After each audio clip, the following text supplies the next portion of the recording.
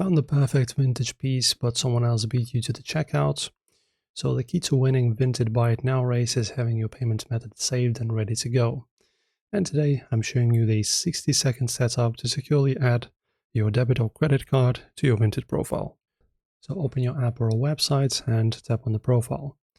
From your main profile menu, scroll down until you see the settings gear icon and give that a tap. This is where all your account secrets live, from your address to your security preferences.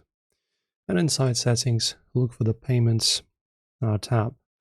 This is your command center for both buying and selling.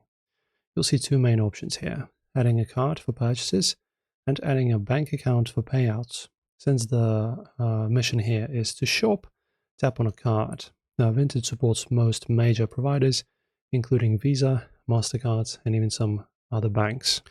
And now simply fill in your details. You'll need a cardholder name, 16-digit number, expiry date, and that 3-digit CVV code on the back. Also, if you're using a digital bank like Revolut or Monzo, make sure you have online transactions enabled in your banking app first, or Vinted might decline the verification penny stage used to confirm the card is active. And once you hit Save Card, Vinted will store this securely. You might also see an option to link your Vinted wallet. This is great because if you've sold clothes recently, Vinted might and will automatically use your balance first and then charge the remaining cents to your new card. So that's your guide, guys, and a prime way for your account to.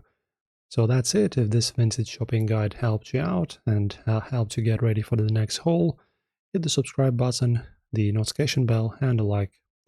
Thank you for watching.